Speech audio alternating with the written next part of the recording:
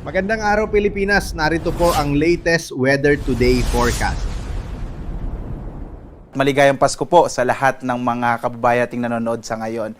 At sa ating latest satellite images, makikita po natin na northeast monsoon o hanging amihan na nakakaapekto partikular na dito sa may northern and central Luzon, habang easterlies naman ang magdadala ng mga posibilidad ng mga pag-ulan dito sa may silangang bahagi ng southern Luzon at gayon din sa may eastern Visayas.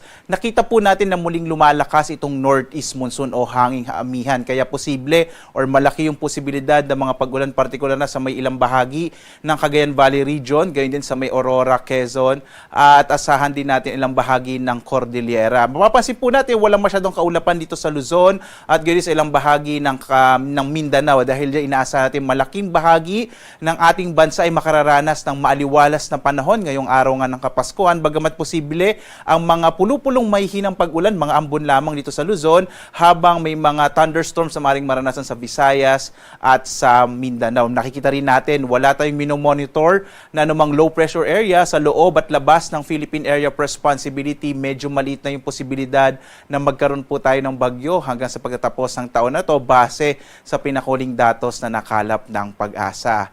At dito nga sa Luzon, inaasahan natin ang malaking posibilidad ng mga pag-ulan partikular na sa may bahagi ng Bicol region. Dulot yan ng easterlies o yung hangin nagmumula sa karagatang Pasipiko. Inaasahan din natin itong mga pag-ulan na dulot naman ng hanging amihan, partikular na sa Batanes, kasama yung Cagayan, Isabela, Aurora at Quezon. So basically po yung mga lugar dito sa may silangang bahagi ng Northern and Central Luzon, kasama rin yung Kalinga at Apayao sa Cordillera. Ang nilalabing bahagi naman ng Luzon ay inaasahan natin ang mga isolated light rains, kasama dyan ang Metro Manila, nilalabing bahagi ng Ilocos, kasama yung Ilocos region, nilalabing bahagi ng Cordillera, Central Luzon at Calabarzon, habang ang Mimaropa inaasahan natin ang mga posibilidad ng mga isolated rain showers and thunderstorms sa araw na ito. Agwat ang temperatura natin sa Lawag na sa 23 to 31 degrees Celsius, sa Baguio sa 15 to 23 degrees Celsius, sa Tuguegarao naman 21 to 27 degrees Celsius, sa Metro Manila 23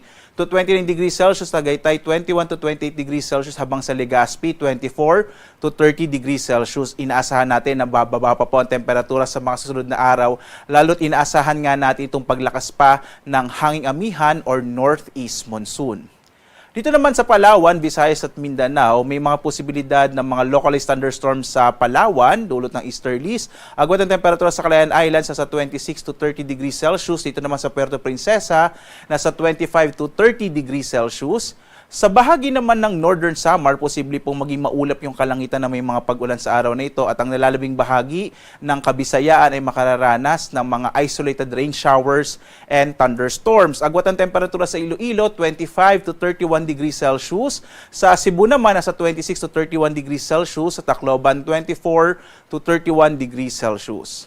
Ang Kalakhang Mindanao naman ay makararanas ng mas maaliwalas sa panahon sa araw na ito, bagamat posible pa rin po yung mga localized rain showers and thunderstorms. Mag-i-issue po tayo ng mga thunderstorm advisories kapag may namamataan tayong mga kaulapan na maaaring magdala ng mga pagkidlat at pagkulog. Agwat ang temperatura sa Zamboanga, nasa 24 to 33 degrees Celsius, sa Cagayan de Oro 24 to 31 degrees Celsius, habang sa Davao 25 to 32 degrees Celsius.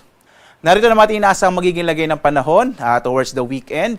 Inaasahan natin magpapatuloy yung epekto ng northeast monsoon, lalo't may surge pa rin po tayo, kaya posible pa rin ang mahihinang mga pag-ulan sa may silangang bahagi ng Luzon. Mahina hanggang sa katamtamang mga pag-ulan, habang may mga kalat-kalat na mga pag-ulan sa may area ng Bicol region at ng area ng Eastern Visayas hanggang araw ng Sabado.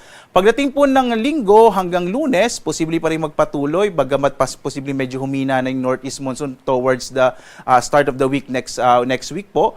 Pero inaasahan pa rin natin ang mga light rains, lalong-lalo na sa may area ng Cagayan at Isabela, habang may posibilidad din mga pag-ulan sa Bicol region at sa may Eastern Visayas pagdating ng araw ng Linggo hanggang Lunes. Ang magandang balita, base pa rin sa datos natin, maliit yung posibilidad na magkaroon tayo ng bagyo sa mga susunod na araw. So malaki pong bahagi ng ating bansa sa mga susunod na araw po ay generally fair weather, bagamat may mga light rains sa Luzon, mga thunderstorm naman sa Visayas at sa Mindanao.